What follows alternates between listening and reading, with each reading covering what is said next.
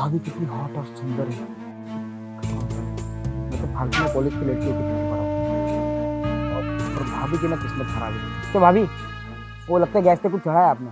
अरे हाँ देवर जी, मैंने सब्जी बनने रखी थी, लगता है वो जल गई। मुझे जाना पड़ेगा। या कितना काम करती है मेरी भाभी, पूरा घर संभालती है, मेरा ख्याल रखती है। पर भाभी की किस्मत देखो, भैया ने जब से भाभी के साथ शादी कर ली, भैया तो 10 दिन में गायब हो गए अपने बिजनेस ट्रिप के लिए। और भाभी भाभी अकेले बस पूरा दिन काम करते रहती है, कभी मोबाइल चलाती रहती है, कभी टीवी देखते रहती है, और रात को बेचारी अकेली सो जाती है। अब क्या भाभी जी का मन नहीं करता होगा कि उनके पास भी कोई, मतलब उनके पास भी भैया हो। पर अब मुझे लगता है ना कि भाभी को अपने दिल की बात मुझे बता देनी चाहिए कि मैं भाभी को कितना पसंद करता हूँ। और कहीं ना कहीं मुझे लगता है कि भाभी भी मुझे पसंद करने लगती है, क्योंकि जब भी मैं देखता हूँ भाभी मेरे सामने होती है, उनका पल्लू गिर जाता है। कभी उन्होंने अपना पल्लू नहीं संभाला। मुझसे जब बात करती है इतना क्लोज आ जाती है, और मुझे तो ऐसा लगता है कि जैसे मेरी वाइफ हो। पर भाभी आप टेंशन मत लीजिए, मैं जानता हूँ आपके दिल में भी बहुत हलचल मची होगी मेरे लिए, क्योंकि भैया जो पास में नहीं है और इस घर में हम दोनों अकेले रहते हैं। जहाँ दो लोग अकेले रहते हो ना, वहाँ उन लोगों के दिल मिल ही जाते हैं। अब दिल मिल चुके तो भाभी क्यों ना दो जिस एक जान हो जाए। आज मैं भाभी जी से ना अपने दिल की बात कह के रहूँगा, चाहे जो भी हो जाए। हाँ, छोड़ो यार, पता नहीं मेरा एग्जाम में इस बार क्या हाल होगा।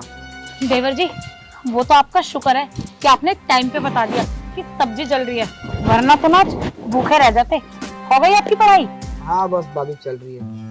भाभी आप कितना काम करती है दिन भर, मेरा भी कितना ख्याल रखती है, तो मुझे समझ में नहीं आता आप थकती भी हो क्या। देवर जी, अगर मैं थक गई तो काम कौन करेगा? काम करना तो बहुत जरूरी ना। और वैसे भी तुम्हारे भैया शादी करके इसलिए लेके आए थे कि मैं आपका ध्यान रख सकूं, इस घर का ध्यान रख सकूं। वो बात तो ठीक है भाभी, पर आप सबका ध्यान रखती हो, आपका ध्यान रखने वाला कोई नहीं। अब भैया को देख लो, जब से शादी हो गई अब फॉरेन ट्रिप, अपना आई मीन बिजनेस ट्रिप पे चले गए, कभी फ़ोन करके पूछते तक नहीं क्या हाल चल रहा है, तुमको उनकी याद आती है नहीं आती है। तो ऐसे कैसे चलेगा भाभी। देवर जी, ये बात तो आप बिल्कुल सही कह रहे हो, पर छोड़ो ना। अब वो कमाने गए हैं तो वो भी तो हमारे लिए कमा रहे हैं ना। अब अगर वो नहीं कमाएंगे तो आपको तो अच्छे से पता है कि आपकी कितनी महंगी पढ़ाई है, आप कैसे पढ़ोगे? भाभी वो बात तो ठीक है, वो पैसे कमाने गए, पर पैसों के अलावा कुछ फीलिंग्स होती है, अटैचमेंट होती है हस्बैंड वाइफ के बीच, वो सब आपको अरे ये सब बातें छोड़ो, क्यों मुझे इनकी याद दिला रहे हो? एग्जाम कब है तुम्हारे? एग्जाम तो अगले हफ्ते भाभी। और आपको और एक बात बतानी है मुझे। अब क्या बताना है? पता है जिस कॉलेज में मैंने अभी एडमिशन लिया है ना, वहाँ पे बहुत सुंदर लड़की है, और 3-4 जन से तो मेरी दोस्ती भी हो गई है। अच्छा, तो लड़की का मैटर है तो तुम मुझसे इसलिए बहकी बहकी बातें कर रहे हो? तुमसे भी नहीं रहा जाता होगा लड़कियों के बिना। शादी करनी है तुम्हें, कोई बात नहीं, मिलवाओ, भैया से बात करके करती हूँ। भाभी वैसे कोई बात नहीं है, वो क्या है ना, लड़कियां सुंदर तो है, पर मुझे कोई लड़की पसंद नहीं आती। पसंद नहीं? क्यों पसंद नहीं है? भाभी वो क्या है ना, अब पता है आप जब से इस घर में शादी करके आई थी ना, और आपको मैंने देखा है, तब से मुझे ऐसा लगता है कि अगर बीवी होनी चाहिए तो बिल्कुल आप जैसी होनी चाहिए, एकदम सुंदर, एकदम समझदार, जो सबको समझे। अच्छा देवर जी, ये तो पॉसिबल नहीं है। पूछो क्यों? क्योंकि मेरी तो शादी हो चुकी है और मेरी कोई जुड़वा बहन भी नहीं है ना जो आपको खुश रख सके, और ऐसी लड़की तो मुझे ढूंढनी पड़ेगी। पर कोई बात नहीं, पहले आप अपनी पढ़ाई पे ध्यान दो, मैं ऐसी लड़की ढूंढ दूंगी। अरे भाभी लड़की ढूंढने उड़ने की क्या जरूरत है, जब लड़की खुद मेरे सामने हो तो। सामने हो तो दिखाओ ना कौन है। अब भाभी आप। मैं? हाँ तुम मुझसे शादी करोगे?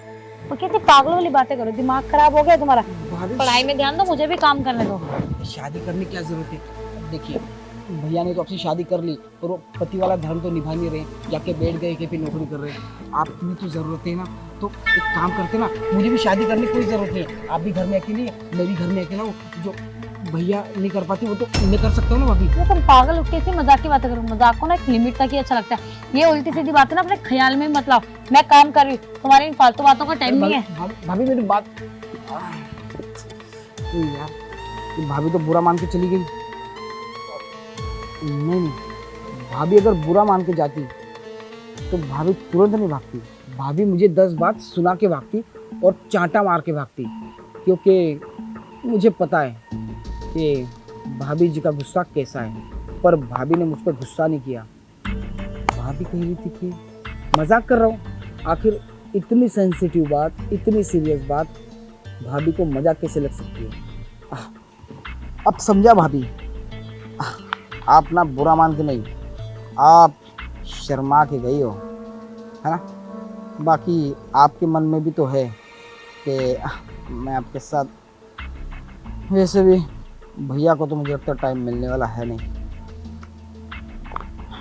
कोई बात नहीं भाभी, मुझे पता है। आप अभी अचानक बेडरूम में चली गई, तो वो भी गुस्सा करती। कहीं आप मुझे इशारा तो नहीं कर रही हो? पर मैं भाभी को ऐसे अकेलेपन में नहीं रख सकता। कोई बात नहीं, इस बार हम विफल हुए तो क्या हुआ, हमारी कोशिश जारी रहेगी और हमें ज्ञात है कि हमें सफलता अवश्य मिलेगी। पढ़ाई वढ़ाई तो होती रहेगी यार, पहले भाभी जी को मनाना ज़रूरी है। भाभी जी अगर मान गई, भाभी जी में मेरा दिल लग गया, तो पढ़ाई में दिल अपने आप लग जाएगा। एक बार और कोशिश करके देख लेते हैं।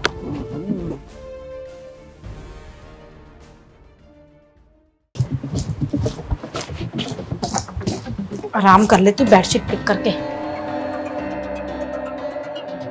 I love you. देवर जी, आप यहाँ क्या कर रहे हैं? अरे आप मेरी बात अधूरी सुनकर आ गई, तो चलो कमरे में आके बात कर लेते हैं। आपकी बात सुनने लायक होगी तो मैं आपकी बात सुनूंगी ना। क्या बकवास करें? और ये क्या था कि भाभी आई लव यू? शर्म नहीं आती आपको?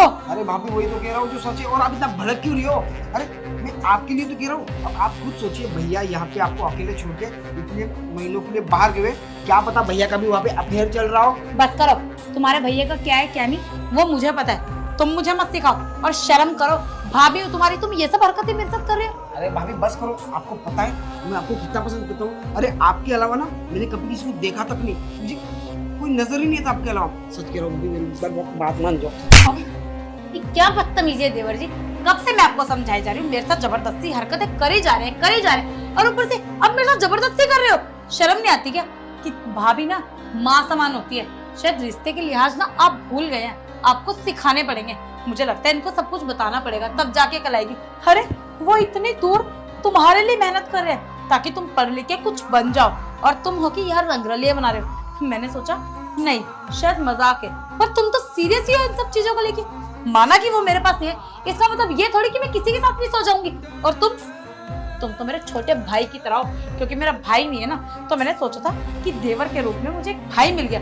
पर मुझे क्या पता कि तुम तो एक, बस बोलते हुए भी शर्म आ रही है। बस अपनी इस गंदी जुबान से मुझे भाभी कहने की कोई जरूरत नहीं है। देखिए मुझे बहुत शर्मिंदगी फील हो रही है, मुझे ऐसा करना नहीं चाहिए था।